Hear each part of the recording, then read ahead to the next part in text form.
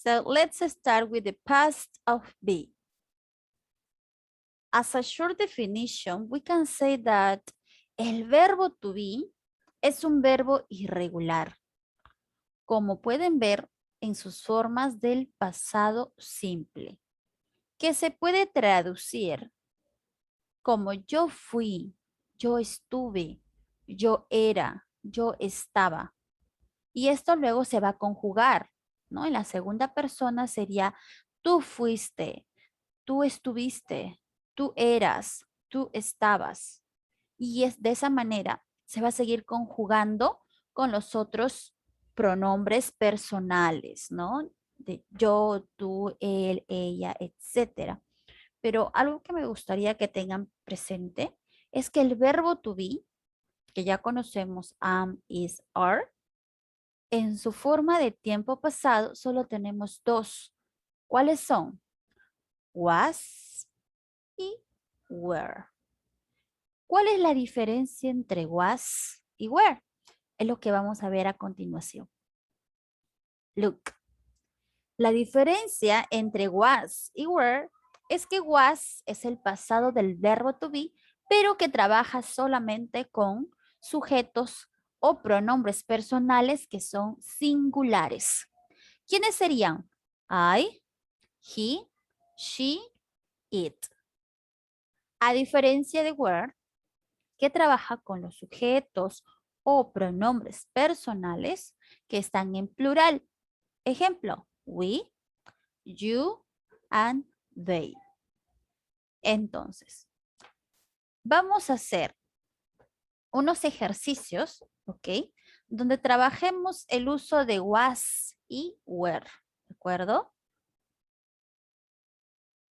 Pero antes necesitamos analizar el uso de was y were en pregunta, ¿de acuerdo?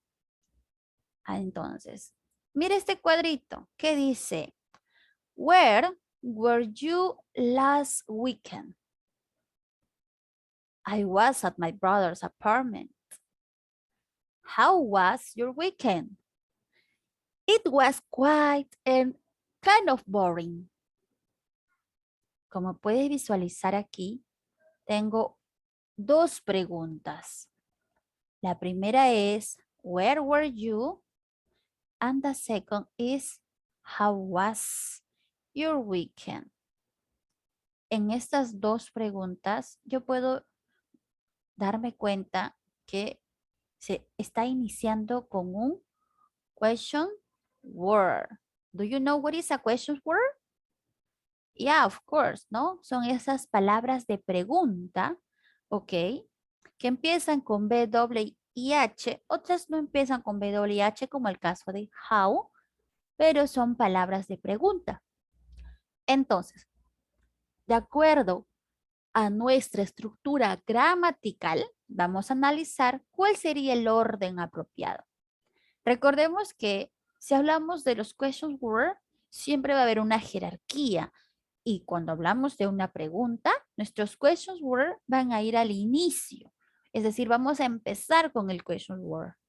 Ahí está entonces. Empezamos con el question word. Luego sigue el verbo, en este caso el verbo to be en tiempo pasado, que podría ser was o were. Luego sigue the subject, el sujeto, ¿cierto? María, José, Pedrito.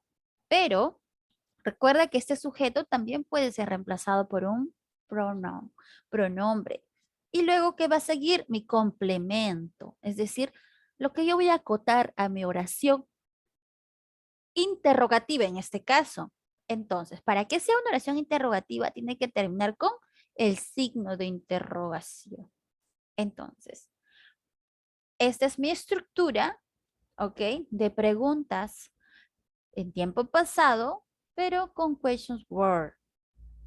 Ahora vamos a analizar qué pasaría si mis preguntas no tienen questions word. Observa este ejemplo. Dice, was your trip interesting?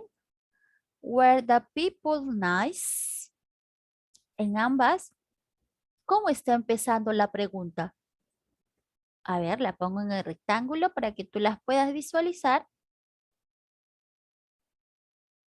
¿Cómo empieza? Yes, of course, ¿no? Está empezando con mi verbo to be en tiempo pasado, ya sea was o were. Ahora, Miss, pero he notado algo diferente a una oración afirmativa. Claro que sí. Miren aquí te voy a explicar qué pasó en esta pregunta. Hay que partir desde una oración afirmativa. They were happy o she was rich. Para yo crear una pregunta, la posición va a intercambiar. ¿La posición de qué, Miss? La posición de mi sujeto y de mi verbo to be en tiempo pasado. Mira, como lo puedes observar aquí. Yo decía en afirmación, they were happy. Ellos estuvieron felices. Pero si yo quiero transformar esta oración a pregunta, este verbo to be en pasado va a pasar a ser mi primera palabra. Y luego mi sujeto. Were they happy? ¿Estuvieron ellos felices? Segundo ejemplo. She was rich. Ella era adinerada, rica, ¿no?